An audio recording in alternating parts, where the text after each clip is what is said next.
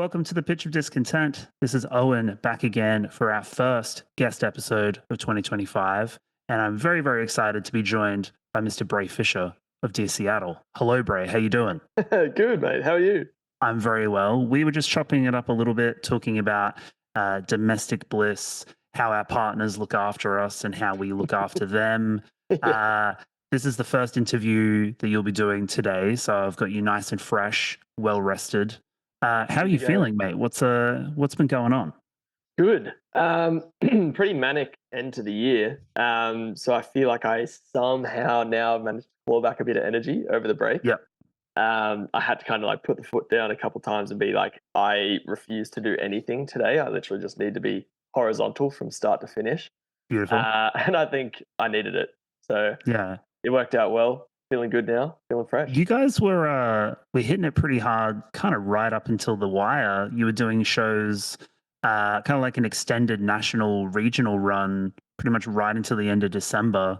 And then I'm guessing you took the break off for Christmas and the New Year, and then you're straight back into it again. So, what's that been like? Why are you running into so many shows throughout the summer period? Is it just a good time to be on the road? Is it because you've got the new record coming out, which we will get into in a little bit? Like, what's the feeling in the Dear Seattle camp at the moment? Yeah, a bit of all of the above, to be honest. I think because we just got back from our first tour in the UK and Europe, it was kind of just the Congratulations. only time. Thank you so much. I was so stoked to get over there, but it was kind of the only time that it fit. Like we knew that we wanted to do a run of album launch shows. I think because last album that we did, it came out kind of just after COVID, and we didn't really get to have that moment like with fans where we got to like play shows, intimate venues, chat to them about music, chat to them about the album, like the songs that they're connecting with, all that kind of stuff. And, you know, to us, that really feels like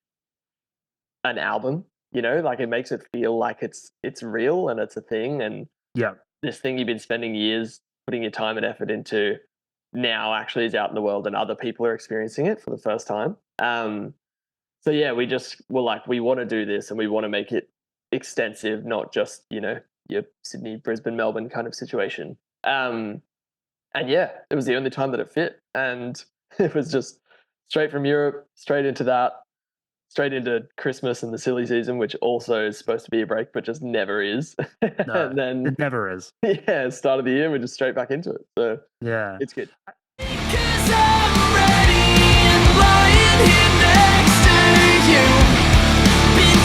Shut it down now, holding out, hoping this was something, make it real now, or cut me down, tell me it was nothing, and say what you wanna say, 'cause I'm ready and dying to hear the truth. I think that's like an interesting thing to note, because like we've been doing the podcast since the end of 2022. Which is the same year that the previous record came out. And it's interesting because basically every conversation that I've had with artists all across the spectrum has some kind of element of like COVID or post-COVID put into it, right? Like they're either working on records at that time or they've now started working on a new record post all of that. So I feel like I'm going to be talking about it for like another 5 years, even though we're many years out of it. But to your point about kind of taking advantage of the opportunity to get out on the road and play shows, talk to fans, and really kind of have that communal experience, which so many people found lacking during COVID for obvious reasons. I wanted to kind of ask you, how did that influence the writing of this new record? And we'll get into some of the album details as we go along. But talk to me about that. Yeah, funnily enough, it actually had a massive impact, I feel, on the music itself. Because the last record, we wrote it and recorded it pretty much all in like the COVID period. And I think because of that, it was kind of nice. Like we ventured a bit away from like what we would normally typically kind of write, because I feel like we're such a live performance focused band. Like we love getting in a room with a bunch of people, high energy, high octane, all that kind of stuff. And so that's kind of always dictated a bit where the music has lent, because we'd always be thinking like, how is this going to translate live, or like what's it going to feel like on stage, or we'd be playing songs from the record in, say album launch shows, for example, and testing them out and being like, oh, these ones feel really good to play. These ones maybe not so much, or we need to this one workshop hits, them. this one's a bit sleepy, etc., etc. Yeah, fully. And so, with the last record, Someday, we didn't really have any of that. And so the music kind of like took its own direction, really. And like we didn't have anything that was kind of like pulling us back into a certain flavor, which was nice. But it just meant that like, playing them live, a lot of them, we were like, oh, I don't know how this feels. Like, I feel like it's a record to be listened to Yeah. more so than be played live in a lot of ways. And like, I love that. I love that about it. And it makes it feel different to me and unique. But moving to this record, Toy, it's like, it's kind of the polar opposite, where we were just like, let's just make every song hit as hard as it possibly can and like just go big choruses, high energy, like all the things we love about playing live and, sing-alongs, all that kind of stuff. And it feels like it's really hit that mark. And especially on these album launch shows recently, it's just been crazy, the response. Like one of the songs, Counting Hours, we'd put out I think like 24 hours prior to one of the shows, and there was people in front who knew like every single word, and that's crazy. Like, what do you mean? They're just sitting there, just like refreshing Genius. Like, give me those lyrics. I gotta get those lyrics. Let's go. Up on the backdrop, like LED screen, visualizer. Yeah, karaoke.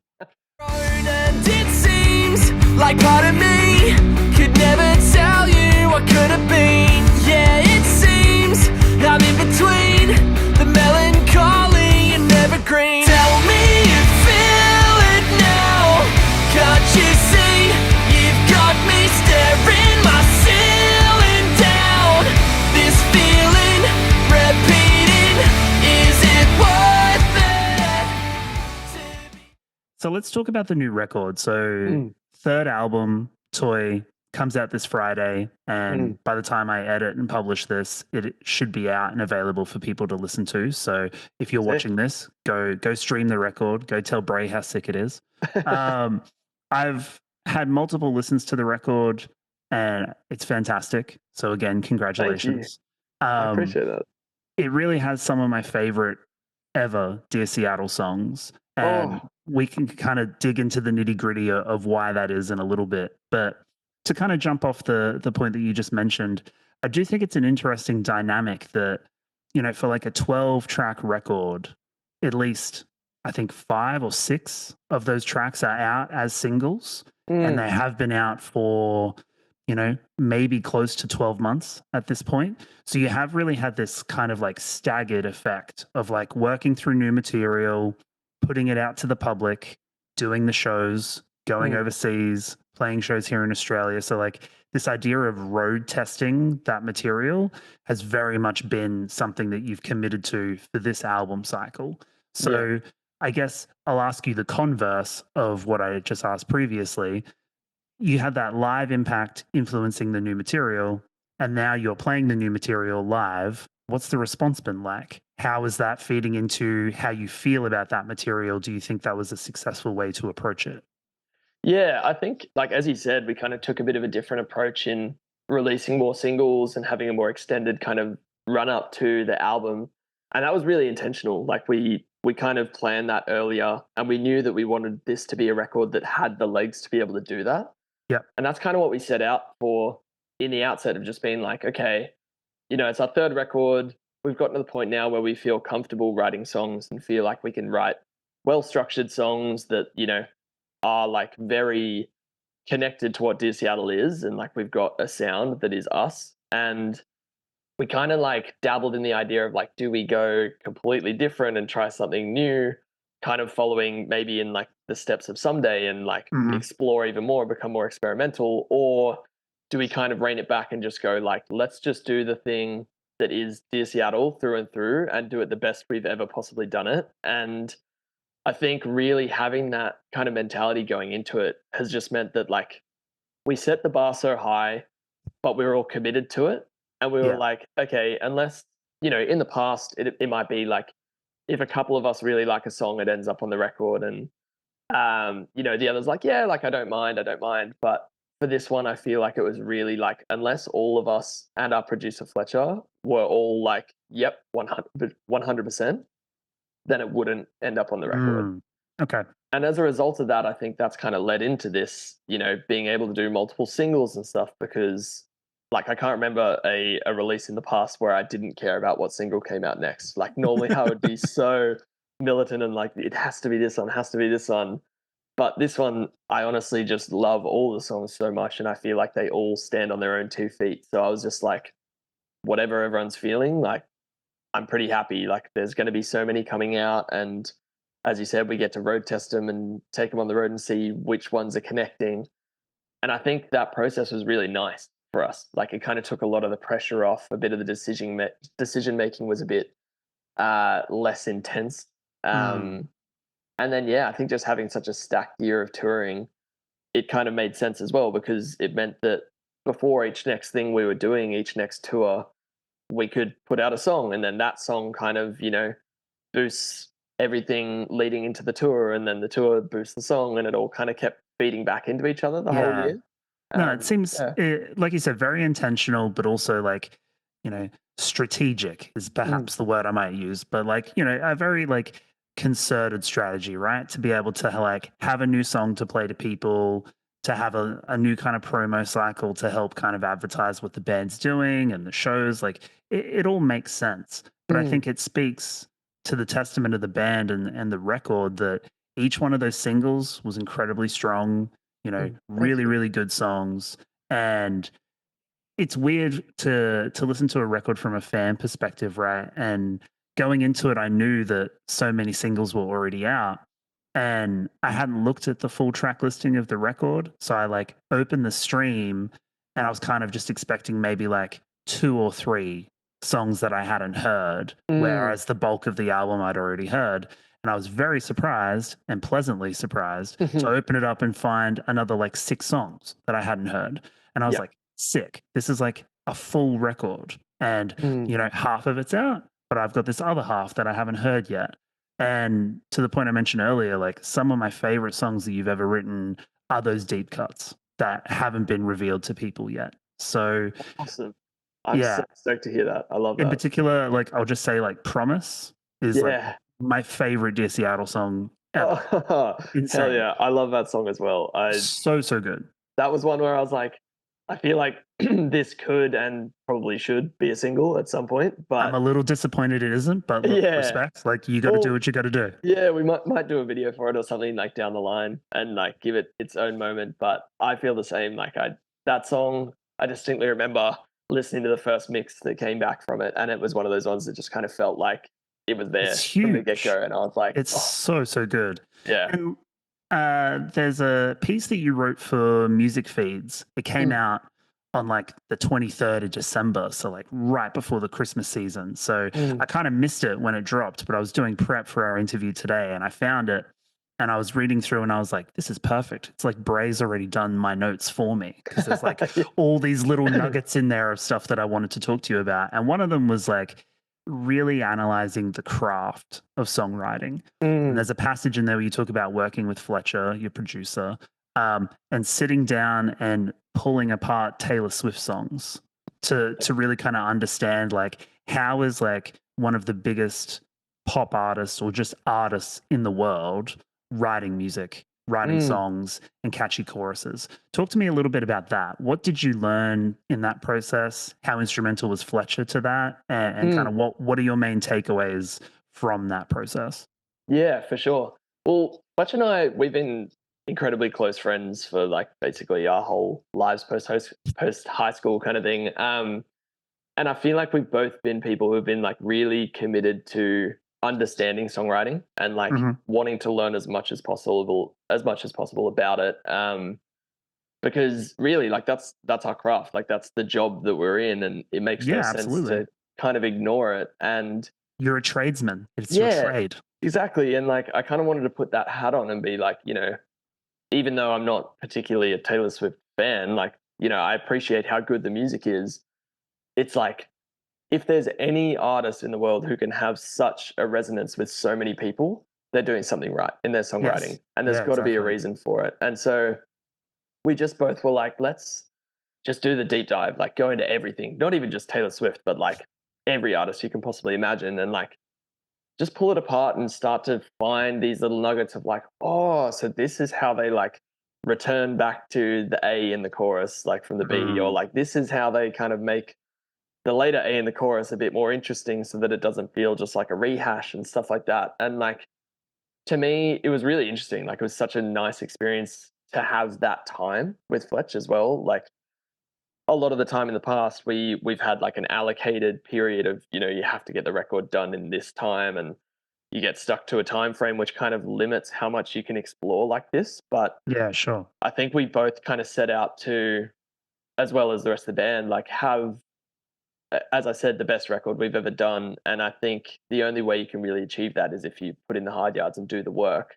And so, yeah, that was our work for a bit. And just like the things you pick up on, like, you know, just mainly structure stuff, like how they structure, not even just like full songs, like verse, chorus, blah, blah, blah, but like structuring lines, structuring melodies, structuring lyrics, like what the rhyme scheme is, like when the rhymes fall in different parts of the chorus, like all these things. It kind of just feels like you're like putting all the puzzle pieces together and starting to be like, okay, like we don't want this to get too formulaic, but we need to understand the rules to be able to like be creative with them almost and make these choices. So yeah, that's kind of what we committed to. And I feel like for me, listening back to the record, you can hear night and day the difference between this record and the past records just because of that. Yeah, I would agree. I mean, I've been a fan of the band since the self-titled EP, like nearly a decade ago, and it's been really, really sick to watch the progression of the band kind of stay true to that sound, but just like hone it and refine it on each record. And I feel like very much on Toy, I can hear that process again, where you're really honing in on what makes Dear Seattle special. You had this dream of moving on. It's what you need, it's not your fault. I saw you leave, but don't cry, Sungazer. I'll find you later. Don't cry, Sungazer. I'll find you later. Kind of like evaluation of your songwriting, is there a particular song or a couple of songs on the record that stand out to you as having benefited from that process? Maybe they were like an early like pre-pro idea, and then you went back at it with this new kind of lens and you were like, okay, I can tighten the bolts here, rearrange this here. Like, is there any song that like the final version is much improved from where it started? Yeah, definitely. I think there's two that come to mind that like really benefited from this process. And also like with this process, a lot of it was the fact that the way we recorded with Fletch was entirely in the box. So everything we were recording, we were able to jump in and like sub it out at any time. The drums we could mix and match and like, you know, screw with sections whenever. So like the hard thing was kind of knowing when it was done. But we were able to change things on the fly whenever we wanted. And I think that really also just opened up the possibility to be like, is it good enough yet? Like, is every section in this song as good as the chorus? Or is every section, you know, something that's exciting and makes you want to keep listening? And so, yeah, the two that come to mind, one is definitely Sungazer. That one, the chorus came out right from the get-go, like in the first half hour we were writing, and it just stayed and we were like, that's great. And that just it's so simple but so effective. Exactly. And we were like, that's just it. Like, it's just easy. Like, it's such a instant kind of like, I can imagine people singing to it. It's big, it's anthemic, it's got heart to it. Like, it kind of like ticked all the boxes. But then we really struggled with the verses and what to put around it, because we felt like we'd almost set the bar so high that we were like, okay, what is good enough to kind of match this? And, you know, it's quite a big, lofty, open chorus. So we were like, is the whole song lofty, or does it have to be kind of energetic in the verses? And no, I like what you went with, because like the verses are like a little bit, I guess, like, wouldn't say riffier, but there's like a little bit of like instrumental stuff going on there, whereas the chorus is, like you said, very open, very just like big kind of like power chord type stuff that lets people really like hook into that lyric and sing. So I think Yeah. like that contrast is key. And that's it, especially with the lyric as well. It's like having it be such simple lyricism in the chorus, you kind of need to like take people on the journey in the verse Mm-hmm. to make them understand why that has so much sentiment to it, at least to me. And so yeah, that was one where we did like, I think we wrote like fucking 10, 11 verses for it or something, and we were like, no, not right, not right, not right. Wow. And then the one we landed on, we were like, cool, this is like the right balance of, you know, tongue in cheek, kind of cheeky Dear Seattle, as well as like really heartfelt, sentimental Dear Seattle, but also energetic and, you know, would be fun live, all that kind of stuff. So yeah, that's one. And then the other one would be, it's a bit later in the record, but Bedroom Pacer.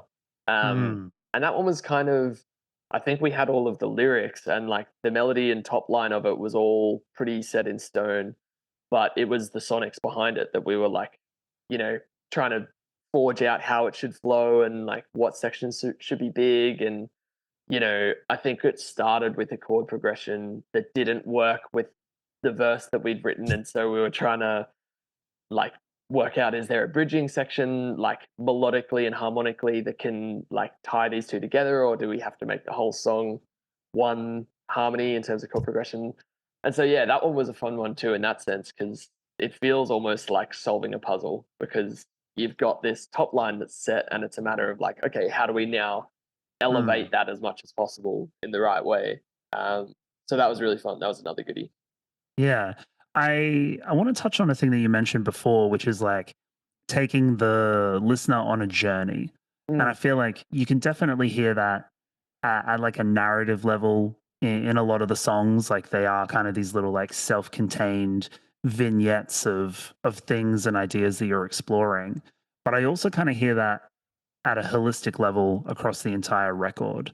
mm, Um, and referring back to that music feeds piece that you wrote, there's a big chunk in there where you talk about the importance of self reflection to you as a songwriter, as a person, but also as a band, and kind of reflecting on where the band is now versus where you started off from, and kind of evaluating your own journey, so to mm, speak. I wanted to ask you, like, how do you deal both personally and then kind of within the band as a collective? How do you deal with this tension of like wanting to stay true to what Dear Seattle is and has been, but also wrestling with that need and desire for growth and for mm. change? I mean, there are direct lyrics on the record where you're like, I don't want to change, but I can definitely hear change and growth on the record, right? So like I feel like the tension is being explored in a number of different ways. So kind of walk me through your thought process. Yeah, you have nailed that, and you couldn't have said it any better, honestly. Such a great question. To me, I feel like the record is so much about that exact tension. It's this like grappling with transition between two different periods in your life and trying to Mm, work out whether you're comfortable with that change or not. And you know, it's nice to be comfortable and it's nice to kind of sit in a place where you're like, I know what this is and I know what my life is. Or musically, like, I know how to write this music and it's good and it connects, that kind of thing.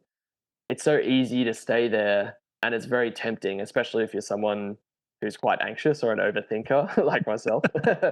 But same. I feel yeah, you. yeah, kind of like settling into that is really hard to break out of. But it's not until you start to push outside of it and like move to this next stage of life and experience new things, new emotions, that you know, are confronted with a lot. And it could be Mm, things that you haven't dealt with in the past, or it could be things that you realize you did wrong in the past. And, you know, it can be really confronting and difficult in its early stages, but that's where you take the most learning from. And that's how you start to grow as a person and turn into someone who, you know, has lived and experienced life. And yes. Yeah. to me, I think that's what it's all about. And, you know, musically, it's funny that it kind of follows that similar trajectory, because while we were kind of focusing on wanting to like just do Dear Seattle the best way that it always has been, I think there is still moments where we've like pushed it and progressed it to a place beyond where Dear Seattle has always been. But at the same time, I think it also kind of touches on almost like a considered thing in my life where I realized I was making Dear Seattle 100% of who I was creatively. And I really felt like on the last record, I was trying to pull in from everything, like all of my influences, pull it all together and make this one thing that has everything that I love. But it's kind of impossible to do that. And I realized like it can start to feel confused and it's like you don't even really know what it is because, like my favorite artist of all time is Bon Iver, which like a lot of people I don't know would guess, but like it's like I just see this as like incredible artistry in music. But if I was to pull like things from Bon Iver and put it into Dear Seattle, it may not work. It may work, but Yeah. like if you're doing that and then this and then this and then this and then this and it's all coming together, you can kind of just like dilute the thing that made what you were originally making special. And so for me, I think it was a bit of an experiment in like almost like partitioning myself creatively and being like, if I'm going to commit to Dear Seattle, I need to just focus on like what is right for Dear Seattle and just make that as good as it can possibly be, and then explore other territories. In my own time, like I write music in all different genres just for the sake of it because again, it's the work. So like I like writing, electronic music or indie music, folk music, whatever, and having that it can influence decisions in what I do within Dear Seattle. But if I was trying to impart all of those sonics and stuff into the same thing, I don't know if it would work, and it might end up missing the mark of what really makes people and myself connect with Dear Seattle. So yeah, I think there's kind of like an internal tension going on in the record there as well of just being like, okay, what is the right decision to make here? And you just kind of like live with the decision you've made. So tough, but nothing stopping me now. I'm finding ways to break through all of your jaded abuse. Fucked up and I still miss you, but now there's nothing to lose. I'm finding ways to break through all of your jaded abuse. Fucked up and I still miss you. Yeah, I think that's a really well said point that like I guess as you get older, one element of kind of self-care, to use that language, is to maybe not be so 100% naked and vulnerable with your art. There's definitely artists and art that can benefit from that experience, but I think if you're looking at it as a career, as a trade, as something that you're going to do with this idea of longevity, if you put 100% of your person and 100% of who you are as a creative into that project, then that does increase the risk and the vulnerability, and you might wind up getting burnt out. You might face some kind of backlash that really kind of undermines who you think you are as an artist and as a person. So like I think you do kind of have to protect yourself a little bit, and you're entitled to some privacy. You're entitled to not putting all of your life into your music, as much as some fans might want that. Like you have to think of yourself first. And I think Totally. and I think that I can hear that on the record. That tension is definitely there. Like it's part of this growth and a part of this creative process, which I think does make Dear Seattle so special, that you're actively talking about it and using it for music.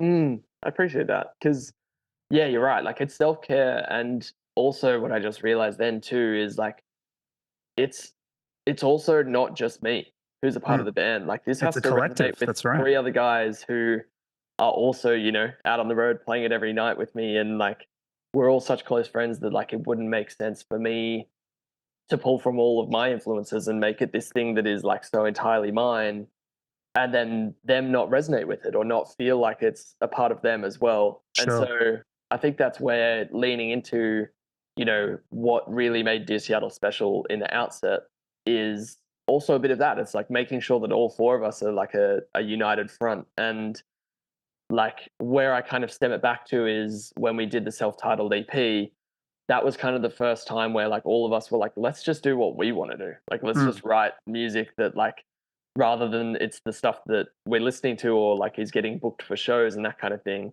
Yeah. Let's just like write what we like and see what comes out. Yeah, I remember that moment because like I'd been a fan of the band before the EP as well, and there was a marked change in sound, right? Yeah. Like the EP definitely delineates like a completely different era of the band, and then Yeah. you've gone through album cycles after that, obviously. But yeah, I remember, listening to the EP. I think I saw you guys play a big sound showcase around that time, 2017, 2018, and I was like, oh, this is a different band. This is like the same guys, but this is a different thing that they're doing. And I think, yeah, being honest with yourself and just being like, let's just do what comes naturally. Let's not try and force it too much.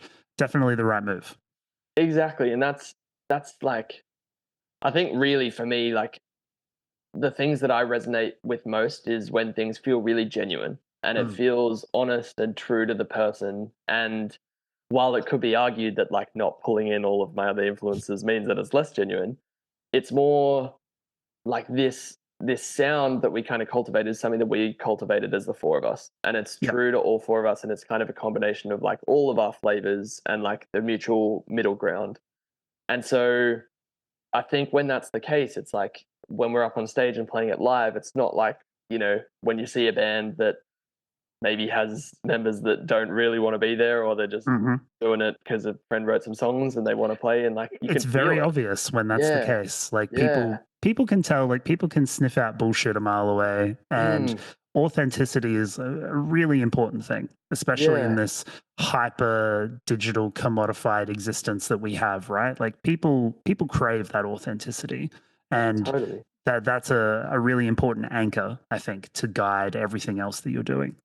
Yeah, because really, like at the end of the day, if you're writing songs that are for someone else, or you're writing it to garner a certain reaction from people, and you're not writing it for yourself, if it fails or if it doesn't connect, what is the point? Like, who is it for? It doesn't serve any purpose whatsoever, rather than just like filling the void. And so I think that's what we've always really wanted to stick to, is like, if we make sure it's as authentic as possible to who we are and what we do, then at least at the end of the day, if no one likes it, we do, and we're content with that. Like that's all that it really needs to be. I think that's perfectly well said. We're going to close off the formal portion of the podcast episode on that note. So I will just reiterate that the third album, Toy, is out this Friday. It should be out already by the time this is published. So please go listen to it. Go catch the boys on a couple of runner shows that you've got at the end of the month. I think you're back on tour this week, I think. Yeah, Thursday. We got Canberra, Wollongong, Sydney, then Newey. Beautiful. Weekend. And I'm sure more to come throughout the year with a new record in tow. So yeah, I'll put links to the record and the socials and all those bits and pieces. But we're going to do some Patreon stuff here in a second for people to check out. So Brae, thank you for coming on to the Pitch of Discontent. Thank you so much for having me.